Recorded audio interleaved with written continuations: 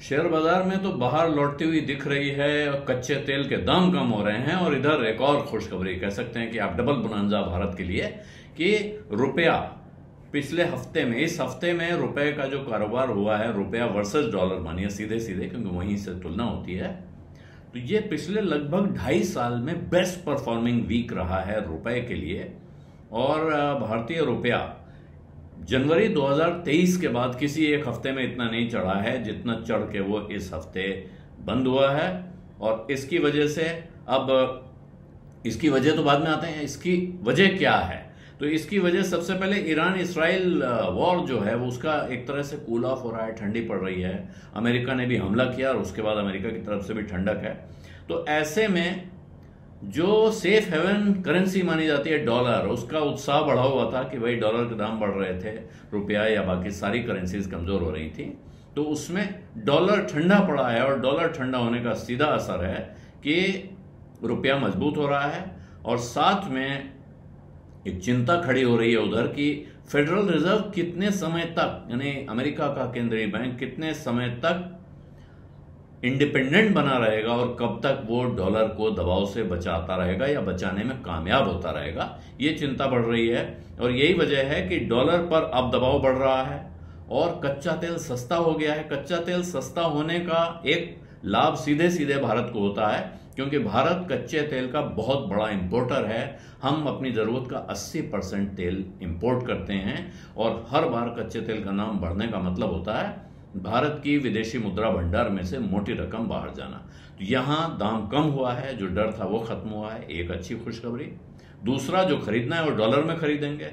Dollar की कीमत अगर रुपए के मुकाबले जरा भी कम हो रही है तो वो अच्छी खबर है। और रुपया 1.3% मजबूत हुआ है इस हफ्ते में, इसकी 2.5 साल की बेस्ट परफॉर्मेंस, और क्लोज हुआ है 85.4750। आप कहेंगे साहब रुपए में 100 पैसा होता है, ये 4 डिजिट में डेसिमल में आप ले गए, इसका क्या होना है? तो ये क्योंकि लाखों करोड़ों डॉलर के जो कारोबार होते हैं उनमें ये 4 डिजिट तक का कन्वर्जन किया जाता है। करेंसी कन्वर्जन बहुत बड़ी रकम जब होती है तो उसमें ये दशमलव के 4 अंकों तक जाकर भी कन्वर्जन होता है और इसका महत्व होता है, इसलिए इसको बताया जाता है। सीधे रास्ते से देखेंगे तो 85.47 का एक डॉलर पहुंच गया है, जो कि 87-88 तक जा रहा था। और क्रूड ऑयल साथ में इसी हफ्ते में 11% कच्चे तेल का दाम कम हुआ है।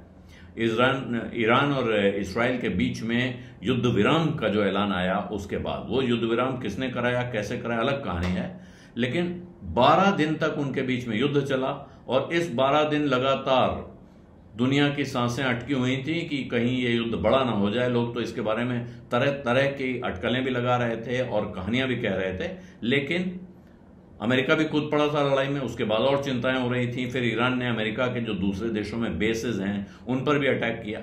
लेकिन फाइनली जब युद्ध विराम हुआ है उसके बाद कच्चा तेल लगभग 11% गिरा है।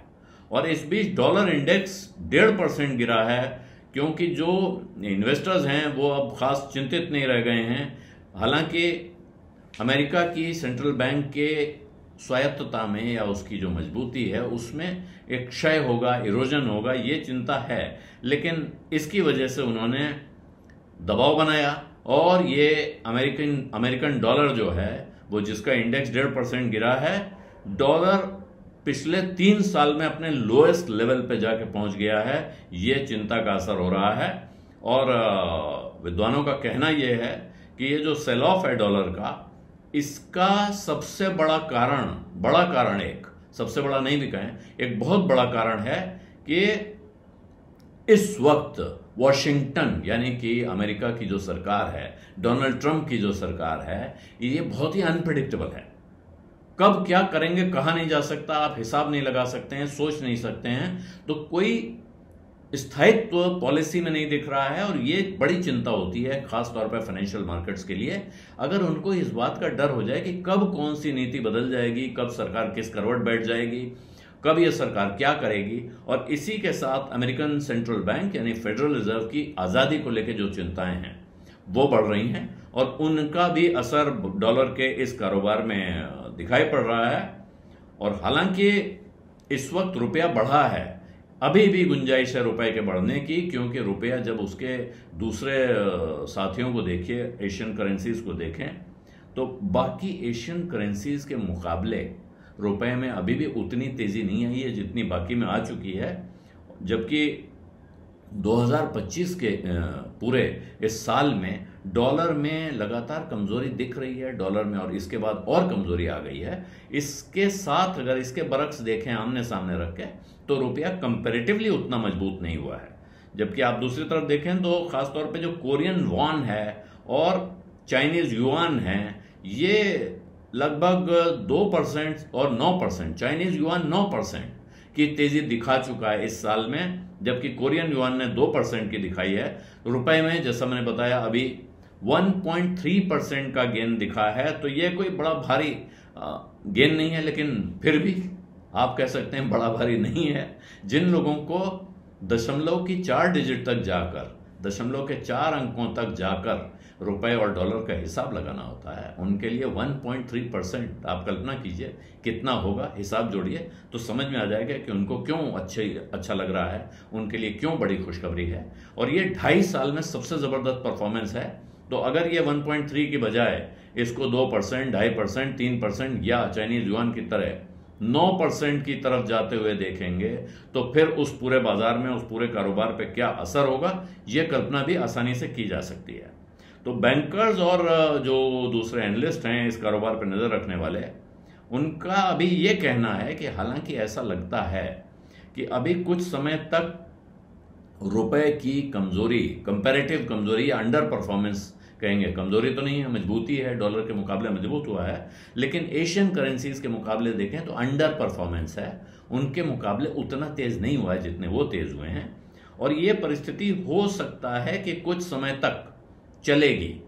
ये एकदम वहां कोई चमत्कारिक बदलाव की उम्मीद कोई नहीं कर रहा है, लेकिन जो डॉलर का आलम है तो वो पोर्टफोलियो इन्फ्लोज भी बढ़ रहे हैं भारत में लगातार, यानी जो फॉरेन पोर्टफोलियो इन्वेस्टर हैं वो पैसा लगा रहे हैं। तो ऐसे में डॉलर के ऊपर जो दबाव है उसका असर एक तरह से कहें तो निकट भविष्य में, जो जहां तक का गणित जोड़ा जा सकता है, उसमें अभी रुपया कंफर्टेबल हालत में दिख रहा है और रुपये को यहां से थोड़ा और सहारा मिलता रहेगा, मजबूती दिखती रहेगी, ऐसा उनका मानना है।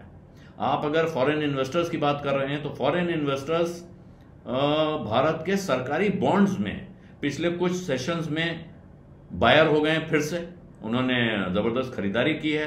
और दूसरी तरफ जो नॉर्मल शेयर बाजार है वहां खास तौर पे बड़ी ब्लॉक डील्स में और जो नए इश्यूज आ रहे हैं, आईपीओज आ रहे हैं, उनमें भी ग्लोबल इन्वेस्टर्स का, अंतर्राष्ट्रीय निवेशकों का भारी इंटरेस्ट देखने को मिल रहा है।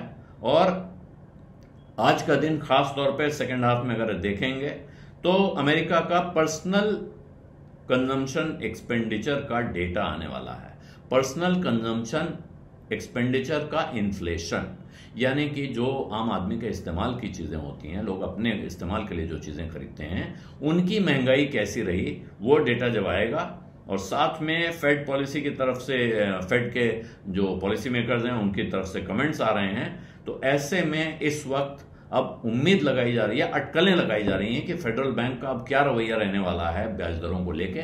तो वो भी डॉलर को दिशा दिखाने में और अंतर्राष्ट्रीय कारोबार में रुपए डॉलर के एक्सचेंज रेट को दिशा दिखाने में एक भूमिका निभाएगा। बीज अड्डा में आज इतना ही, विदा दीजिए, धन्यवाद, नमस्कार।